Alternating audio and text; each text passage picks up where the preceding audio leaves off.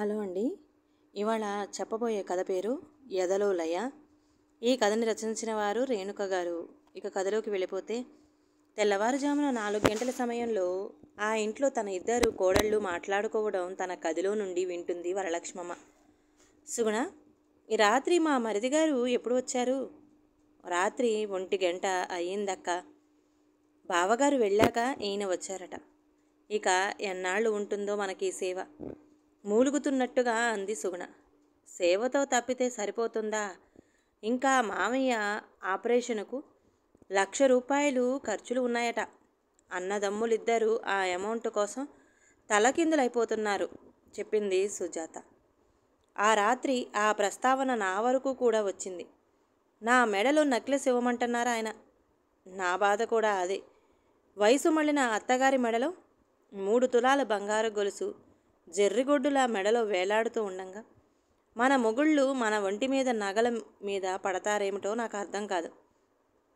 ఆ గొలుసు మన అత్తగారి బావ వరస అయిన ఆయన ఎవరో కానుకగా ఇచ్చాడంట. బహుశా లవరేమో. అతగాడు పోయి 1/2 శతాబ్దం అయిపోవస్తున్నా అతగాడి జ్ఞాపకార్థంగా ఇన్ని కష్టాలు వచ్చినా తీయలేదట ఆవిడ. చివరకు తన భర్త చావు బతుకుల్లో ఉన్న డబ్బుల కోసం మనం ఇంత ఇబ్బంది పడుతున్నా ఆవిడ ఉలకరు పలకరు. జ్ఞాపకాలు జీలకర్రలు అంటూ కూర్చుంటే ఎలా? ఇద్దరి మాటలు వింటున్న వరలక్ష్మమ్మ గుండె నిశ్శబ్దంగా రోధించింది. కళ్ళల్లో నీళ్లు చిమ్మాయి. తన భర్త 2 రోజుల క్రితం ఏదో యాక్సిడెంట్కు గురై హాస్పిటల్లో ఉన్నారు. కొడుకులిద్దరూ ఆయనకు తోడుగా హాస్పిటల్లో ఉండంగా ఇద్దరు కోడళ్ళు వ్యంగ్యత ఆమెను సందిగ్ధంలో పడేసింది. రాఘవ, నన్ను క్షమిస్తావా అనుకుంటూ ఆమె తన మెడలో ఉన్న గొలుసుపై చెయ్యి వేసింది. అది వరలక్ష్మి మొదటి పెళ్లి చూపులు. ఏదో తెలియని భయం గుండెల్లో గుబులుగా, మనసులో అలజడిగా ఉంది. ఇదే మాట స్నేహితురాలితో అంటే పెద్దగా నవ్వింది. నీకు ఇవి మొదటి పెళ్లి చూపులు కాబట్టి అలా ఉంటుంది. తర్వాత కట్నకానుకల విషయంలో వాళ్ల బేరసారాలు అన్నీ చూశాక రాను రాను ఎలాంటి ఫీలింగ్స్ ఉండవు. నువ్వు తెగ నచ్చావు అన్నవారే ఓ ఉంగరం దగ్గరో బంధువులకు పెట్టే చీరసారెల విషయంలోనూ నిర్దాక్షిణ్యంగా నీతో ముడిపడవలసిన అనుబంధాన్ని వదులుకుంటుంటే నువ్వు కూడా సున్నితమైన భావనలకు దూరమైపోతావు అని హితబోధ చేసింది. మరో విషయం చెప్పనా? అందరూ అబ్బాయికి అమ్మాయి నచ్చిందా అని అడుగుతారు, కానీ అమ్మాయికి అబ్బాయికి నచ్చడం కూడా ముఖ్యమే అనుకోరు. నీకు ముందు ముందు అర్థమవుతుందిలే. స్నేహితురాలి మాటలకు ఇంకా బెంబేలు పడిపోయింది వరలక్ష్మి. వచ్చేవారు ఎలాంటి వారై ఉంటారో. ఇంట్లో ఏకైక సంతానం కావడంతో గారాబంగా పెరిగింది. అసలు ఓ కొత్త ఇంటికి వెళ్ళి ఆ ఇంట్లో ఉండాలంటే వారి అభిరుచులు అలవాట్లతో తను సర్దుకుపోవాలి.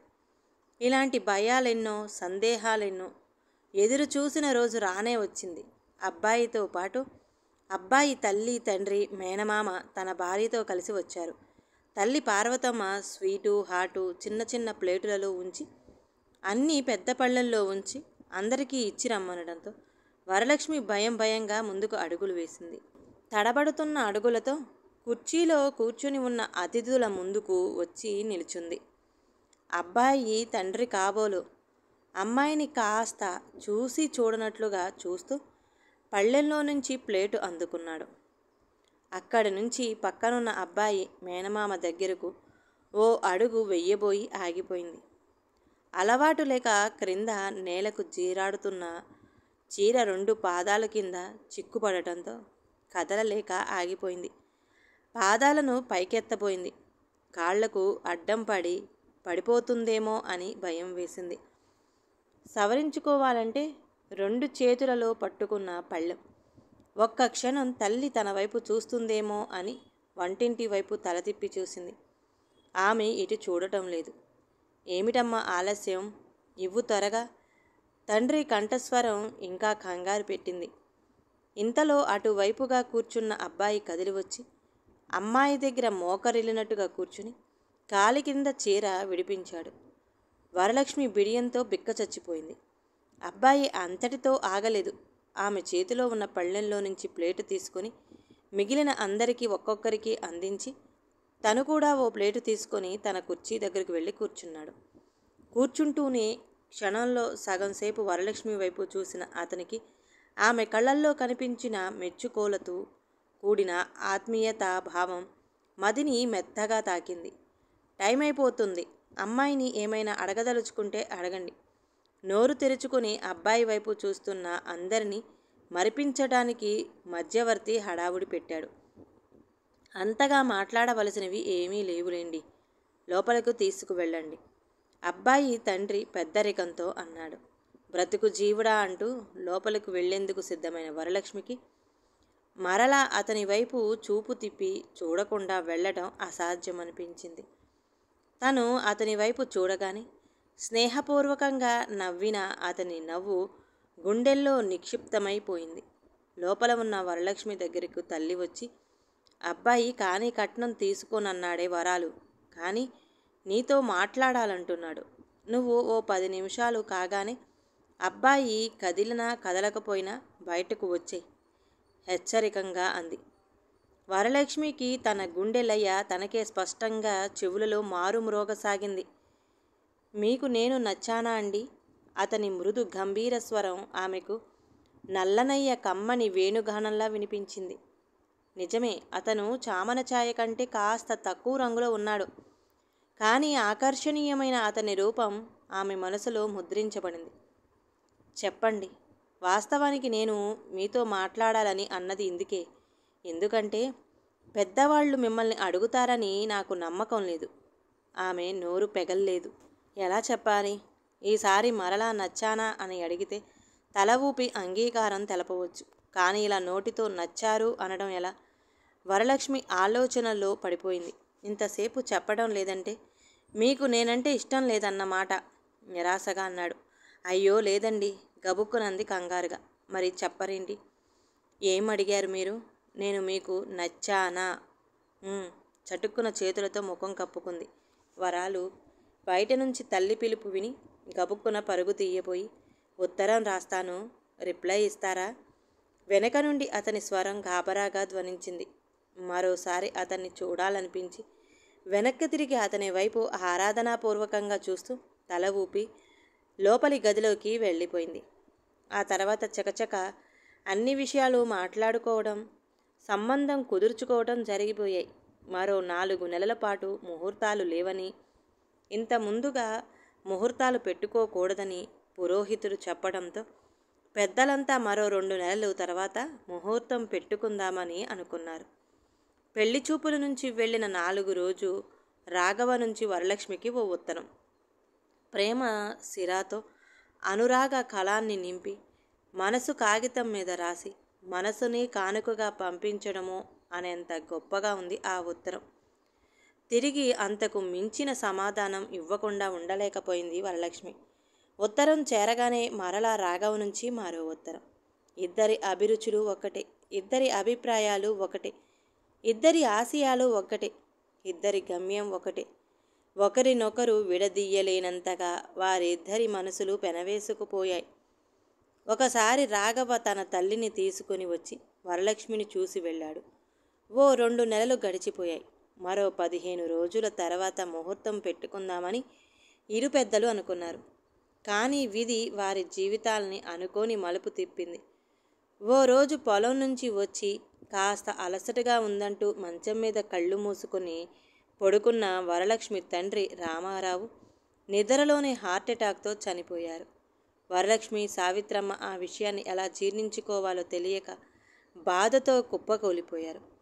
సంబంధం కుదుర్చుకొని ఓ బంధుత్వం ఇరు కుటుంబాల మధ్య మున్ముందు ఏర్పడుతోంది కాబట్టి రాఘవ ఊరికి ఈ దుర్వార్త చెప్పేందుకు మనిషిని పంపించారు. తెల్లవారేసరికల్లా రాఘవ ఒక్కడే వరలక్ష్మి వాళ్ళ ఊరు చేరుకున్నాడు. సమయానికి రాఘవ తల్లిదండ్రులు కాశీకి వెళ్ళి ఉండటంతో అన్ని ఏర్పాట్లు తనే దగ్గరుండి చూసుకున్నాడు. ఒక్కతే అమ్మాయి కావటంతో దగ్గర బంధువులు తటపటాయిస్తూ ఉండటంతో అన్నీ తానే ఏర్పాట్లు అన్నీ చూసుకున్నాడు. రామారావు గారికి అంత్యక్రియలు చేశాడు. 11వ రోజు కర్మత్రోతువు కూడా తనే చేశాడు. ఇంత కథ ఉందా అత్తగారి వెనుక? ఇదంతా సరే, ఆ గొలుసు ఎక్కడిది?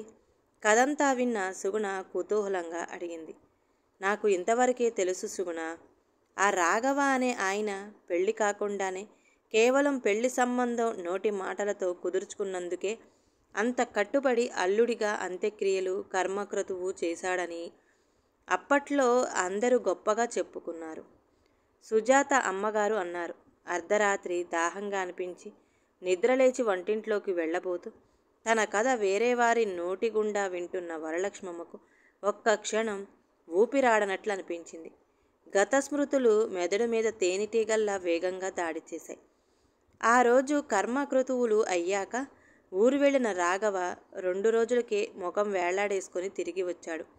వరలక్ష్మి కంగారు పడిపోయింది. ఏమైంది రాఘవ? ఆందోళనగా అడిగింది. రాఘవ అన్న పిలుపు కూడా రాఘవ బలవంతం చేయడం వల్లే అలవాటు చేసుకుంది. మీ నాన్నగారి అంత్యక్రియలు చేశానని అమ్మకు బాగా కోపం వచ్చింది లక్ష్మి. మీరేదో నన్ను మీ ఆధీనంలోకి తీసుకుంటున్నారన్నట్లుగా బాధపడిపోతుంది. అసలు ఈ పెళ్లి జరగడానికి వీల్లేదంటుంది. నేను ఒప్పుకోలేదని అన్నం నీళ్లు మానేసి మంచం పట్టింది. ఏం చేయడానికి పాలు పోవడం లేదు బెంగగా అన్నాడు. అలా రాఘవను ఎప్పుడూ చూడని వరలక్ష్మి మొదటిసారిగా ఒక్క ఉదుటిన లేచి రాఘవను కౌగిలించుకుని భావురమంది. ఏడవకు లక్ష్మి, అమ్మను ఒప్పించే బాధ్యత నాది. మనల్ని ఎవ్వరూ వేరు చేయలేరు, భయపడుకో. ఆప్యాయంగా దగ్గరకు హత్తుకొని ధైర్యం చెప్పాడు. వరలక్ష్మికి ఏమాత్రం ధైర్యం చిక్కడం లేదు. తండ్రి చనిపోవడంతో మానసిక ధైర్యం కోల్పోయిన వరలక్ష్మికి రాఘవ చెప్పిన విషయం మరింత నిరాశ నిస్పృహలకు గురిచేసింది. ఎంత నిగ్రహించుకుందామన్నా ఏడుపు ఆగటం లేదు. బేలగా కదిలిపోతున్న వరలక్ష్మిని ఎలా ఓదార్చాలో రాఘవకు అర్థం కాలేదు. అమ్మను నేను ఒప్పిస్తాను లక్ష్మి, కాకపోతే సమయం పడుతుంది. నా మీద నమ్మకం ఉంది కదా నీకు? వరలక్ష్మి కళ్ళల్లోకి సూటిగా చూస్తూ అడిగాడు. వరలక్ష్మి మౌనంగా మోకాళ్ళ చుట్టూ చేతులు కట్టుకొని తల వంచుకుని కూర్చుని ఆలోచిస్తూ ఉండిపోయింది. నీకు పెళ్లిలో మేము పెడతామన్న గొలుసు నీకు చూపించాలని తీసుకువచ్చాను, బావుందా? దగ్గరగా వచ్చి వరలక్ష్మి పక్కనే కింద కూర్చుని జేబులో నుంచి ఓ చిన్న బాక్స్ తీసి గొలుసు తీసి చూపించాడు. వరలక్ష్మి మాట్లాడలేదు. ఒక్క నిమిషం ఆలోచనలో పడిపోయిన రాఘవ ఉన్నట్లుండి తన చేతిలోని గొలుసు వరలక్ష్మి మెడలో వేశాడు. మెడకు తగిలిన స్పర్శ వరలక్ష్మికి కొత్తగా అనిపించి ఉలిక్కిపడి తడిసిన కళ్ళెత్తి రాఘవ వంక చూస్తూ, ఇది నీ మీద నాకు నమ్మకం కలిగించడానికా రాఘవ? భారమైన స్వరంతో అంది. లేదు, మనిద్దరి మధ్య బంధం శాశ్వతమని భావన నీకు కలగాలని మన స్నేహానికి గుర్తుగా ఇస్తున్నా. అలా మాట్లాడకు రాఘవ. దూరమవుతూ పెడుతున్న అప్పగింతలులాగా ఉన్నాయి నాకు, ఆందోళనగా అంది. రాఘవ వెళ్ళిన తర్వాత ఉత్తరం కోసం ఎదురుచూస్తున్న వరలక్ష్మికి రాఘవ పని మీద టౌన్కు వెళుతూ బైక్ యాక్సిడెంట్లో మరణించాడన్న దుర్వార్త చేరింది. వరలక్ష్మి నిలువునా కుప్పకూలిపోయింది. వరలక్ష్మి ఆ షాకు నుంచి తేరుకునేటట్లు చేసి పెళ్లి చేసి ఒక ఇంటిదాన్ని చేయడానికి సావిత్రమ్మకు 3 ఏళ్లు పట్టింది. పెళ్ళి, పిల్లల చదువులు, వ్యవసాయ పెట్టుబడులు, నష్టాలు, ఇలా ఎన్ని ఆర్థిక అవసరాలు వచ్చినా తన మెడలోని గొలుసు తాకట్టు పెట్టాలనే ఆలోచనే వచ్చేది కాదు. ఆ గొలుసు ఇవ్వొచ్చు కదే, మంగళసూత్రం తాడు తీయకపోతే అనేది అత్తగారు. భర్తకు వ్యవసాయ అవసరాలకు మెడలో పుస్తెల తాడు తీసిస్తుంటే వెంటనే ముఖం ముడుచుకొని తల వాల్చుకొని కళ్ళ వెంట నీరు జలజలా రాలుస్తున్న తనను చూసిన భర్తకు జాలేసి, పోన్లే అమ్మా, ఆ గొలుసు తీయటం దానికి ఇష్టం లేదు, బలవంతం పెట్టడం ఎందుకు, నా పాటలు నేను పడతాలే అని సర్దుకుపోయేవాడు. ఇప్పుడు ఇన్నాళ్లకు కోడళ్ల నోటి వెంట గొలుసు కోసం తనను చులకనగా మాట్లాడుకోవడం విన్న వరలక్ష్మమ్మ చెయ్యి తన మెడలోని గొలుసును ఆప్యాయంగా తాకింది. ఏ రోజు దీన్ని బంగారంలా భావించలేదు రాఘవ. దీనికొక మారకం విలువ ఉంటుందని, అది డబ్బు అని నేనేనాడు భావించలేదు. ఇందులో నీ ప్రేమ ఉంది, ఆప్యాయత ఉంది, ఇతరుల కష్టాలకు కరిగిపోయే మంచితనం, అంతకు మించి మానవీయత ఉంది. డబ్బుతో దీనిని తూచలేము. ఈ విషయం ఈ మూర్ఖులకెలా అర్థమవుతుంది? ఎలా చెప్పను? నా గుండె చప్పుడు చేస్తున్నంత కాలం ఈ గొలుసు నా హృదయం మీదే ఉంటుందని, నా గుండె లయ ఆగిపోగాయక ఆ గొలుసు ఏమైనా నాకు అనవసరం. వరలక్ష్మమ్మ మనసు ఆక్రోశిస్తుంది. హఠాత్తుగా మనవళ్ల ఏడుపులు వినిపించటంతో ఆలోచనకు స్వస్తి చెప్పి అటు పరుగు తీసింది. నానమ్మ, సంతోష్ నేను గీసిన బొమ్మ మీద ఇంకు పోశాడు, వెక్కిళ్ళు పెడుతూ అన్నాడు పెద్ద మనవడు ఆనంద్. సంతోష్ అన్నయ్య కష్టపడి గీశాడు కదా, అది గుర్తుగా ఉంచుకున్నాడు. నాన్న, ఎందుకలా చేశావు చెప్పు? ఓవైపు ఆనంద్ను బుజ్జగిస్తూనే సంతోష్ను కోప్పడింది. బొమ్మ చూస్తూనే గుర్తు ఉంటుందా? బొమ్మ మీద ఇంకు పోసానని అన్నయ్య నన్ను మెట్ల మీద నుంచి తోసేశాడు. నేను పడిపోయి ఉంటే, నాకు ఏ కాలో చెయ్యు విరుగుంటే? చిన్నవాడి ఆరింద మాటలకు నవ్వు వచ్చింది వరలక్ష్మికి. ఆరిబడవా, నువ్వు చెప్పేదే కరెక్టే అనేటట్లుగా చెప్తున్నావురా. ఆనంద్, సంతోష్ అన్నట్లు వాడి పడిపోయి కాలో చెయ్యి విరిగి అవిటివాడైతే తర్వాత నీకే బాధ అనిపించదు? మనవడికి సర్ది చెప్తున్న వరలక్ష్మమ్మ హఠాత్తుగా ఏదో స్ఫురణకు వచ్చినట్లుగా ఆగిపోయింది. మరి తను చేసిందేమిటి? కొడుకులిద్దరూ డబ్బు దొరక్క తండ్రికి వైద్యం సమయానికి చెయ్యకుండా ఆగిపోతే, తన భర్తకు ఏమైనా అయితే తనను తాను క్షమించుకోగలదా? కళ్ళల్లో గిర్రున నీళ్లు తిరిగాయి. 10 రోజుల తర్వాత వరలక్ష్మమ్మ హాస్పిటల్ నుండి ఇంటికి వచ్చిన భర్తతో, మంచి బలమైన ఆహారం తీసుకుంటే త్వరగా తగ్గిపోయి మామూలుగా లేచి తిరగగలరు. వద్దంటే ఎలా? చిన్నపిల్లాడిలా తాగండి, పళ్ళరసం తాగిస్తూ అనునయిస్తున్నట్లుగా చెప్పింది. అనారోగ్యంతో ఏమైపోతాడో అనుకున్న భర్త ముఖం నీరసంగా ఉన్నప్పటికీ ఆరోగ్యవంతుడయ్యాడన్న నిశ్చింత వరలక్ష్మమ్మలో ఆనందాన్ని కలిగిస్తుంది. అంతా నీ చలవే అనుకుంటూ మెడలో గొలుసు వైపు చూసుకోబోయిన వరలక్ష్మమ్మను ఆ గొలుసు మార్వాడి దగ్గర తాకట్టులో ఉందన్న నిజం వెక్కిరించింది. కానీ చిత్రంగా ఆమె చిన్నబోలేదు. ఇది వరకు ఆమె ఎదపైనున్న గొలుసు ఇప్పుడు ఆమె ఎదలోనూ ఆమె గుండె లయతో పోటీ పడుతూ ఊగుతుంది. ఈ కథ కనుక నచ్చితే ప్లీజ్ అండి లైక్ చేయండి. అలాగే ఛానల్ని సబ్స్క్రైబ్ చేసుకోవటం మాత్రం మర్చిపోమాకండి. మీ విలువైన అభిప్రాయాన్ని కామెంట్ బాక్స్లో కామెంట్ చేయండి. అందరికీ ధన్యవాదాలండి.